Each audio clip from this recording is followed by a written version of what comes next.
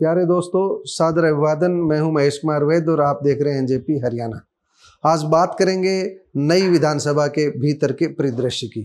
दोस्तों, विधानसभा चुनाव 2024 संपन्न होने के बाद 25 अक्टूबर को हरियाणा विधानसभा का पहला सत्र था। इस सत्र में मौजूद चेहरों को देखकर ऐसा कहीं नहीं लगा कि लोग परिवारवाद की राजनीति को पसंद नहीं करते।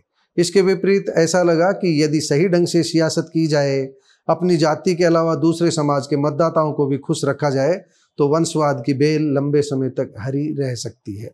अहम बात मतदाता के बीच पैठ बनाने की है। अगर आपकी पैठ बनी हुई है तो परिवारवाद की बातें बेमानी है। विधानसभा की बात करें तो कल सदन में कहीं पर विरासत की सियासत नजर आ रही थी तो कहीं पर लालों के नाम से चर्चित रहे चौधरी देवीलाल, चौधरी भजनलाल और चौधरी बंसीलाल के परिवारों के वंशज भी नजर आए। सदन में वंशवाद व परिवारवाद का एक साथ जलवा भी दिखा। देवीलाल, बंसीलाल व भजनलाल परिवारों के अलावा राजनीति में दूसरे चर्चित खानदानों की बात करें तो राव वीरेंद्र सिंह, चौधरी रणवीर सिंह व शमशेर सिंह सुरजेवाला के वंशज भी नजर आए। पहले 3 लाल परिवारों की विरासत से जुड़ी सियासत की बात करते हैं। इस बार चौधरी देवीलाल की दूसरी व तीसरी पीढ़ी भले ही विधानसभा में नहीं पहुंच पाई, लेकिन चौथी पीढ़ी से पड़पोत्र अर्जुन चौटाला और आदित्य चौटाला ने विधायक बनकर चौधरी देवीलाल के राजनीतिक वटवृक्ष को खाद पानी देने का काम किया है। हालांकि पिछली बार जननायक जनता पार्टी बनाकर नायक बनकर उभरे अजय चौटाला व उनके बेटे दुष्यंत चौटाला का कुनबा कामयाब नहीं हुआ, मगर इनेलो से अभय सिंह खुद हार कर भी बेटे की जीत सुनिश्चित करने में कामयाब रहे। चौधरी बंसीलाल के पौत्र व पौत्री श्रुति चौधरी तोसाम से आमने सामने थे। श्रुति कामयाब हुई और कैबिनेट मंत्री के रुतबे के साथ विधानसभा में पहुंची। मतलब दादा बंसीलाल के कुनबे का प्रतिनिधि पहुंच ही गया। पुत्रवधू किरण चौधरी राज्यसभा में है ही। अब चौधरी भजनलाल की बात करते हैं। भजनलाल की विरासत अपने पास होने का दावा करने वाले भजनलाल के छोटे बेटे कुलदीप बिश्नोई इस बार अपने बेटे भव्य बिश्नोई को आदमपुर से भाजपा के टिकट पर चुनाव नहीं जिता पाए, मगर पंचकुला से भजनलाल के बड़े बेटे चंद्रमोहन बिश्नोई कांग्रेस की टिकट पर चुनाव जीतने में कामयाब रहे। आदमपुर में भव्य को राजनीति के मैदान में पहली बार उतरे पूर्व IAS अधिकारी चंद्र प्रकाश के हाथों मात खानी पड़ी। दोस्तों, विरासत की सियासत में एक नाम खुद भूपेंद्र सिंह हुड्डा का भी है, क्योंकि अपने दादा व पिता की तरह भूपेंद्र हुड्डा भी विरासत की राजनीति के पर्याय हैं। उनके बेटे दीपेंद्र हुड्डा राज्यसभा के सदस्य हैं ही। विरासत की राजनीति में एक बड़ा नाम है राव नरबीर सिंह का। राव नरबीर सिंह के दादा राव मोहर सिंह व उनके पिता राव महावीर सिंह सक्रिय राजनीति में थे। विरासत की राजनीति में एक नया नाम जुड़ा है आदित्य सुरजेवाला का। शमशेर सिंह सुरजेवाला के पौत्र और रणदीप सुरजेवाला के बेटे आदित्य पहली बार सदन में पहुंचे हैं।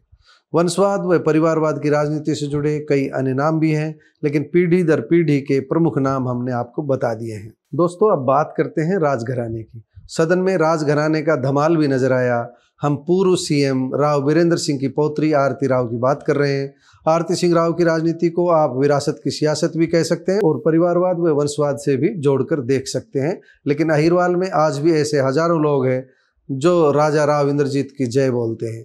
इसी कारण हमने यहाँ राजघराने के वंशज के नाते आरती सिंह राव का जिक्र किया है। वैसे भाजपा को इस मामले में यह कहकर लपेटा जा सकता है कि उनकी कथनी और करनी में काफ़ी अंतर है। हम ऐसा इसलिए कह रहे हैं क्योंकि देवीलाल, बंसीलाल व भजनलाल यानी तीनों लालों के लाल भाजपा ने भी किसी न किसी मोड़ पर साध कर रखे हुए थे। स्वर्गीय देवीलाल के सबसे छोटे बेटे जगदीश चौटाला के बेटे आदित्य को भाजपा ने अपने कार्यकाल में मार्केटिंग बोर्ड का चेयरमैन बनाया हुआ था। इसी क्रम में रणजीत चौटाला को भी भाजपा ने काफ़ी समय तक अपने साथ जोड़कर रखा, उन्हें मंत्री बनाया, फिर लोकसभा चुनाव लड़वाया। कुलदीप बिश्नोई और भव्य बिश्नोई आज भी भाजपा के साथ ही हैं। बंसीलाल परिवार की आप सुन ही चुके हैं।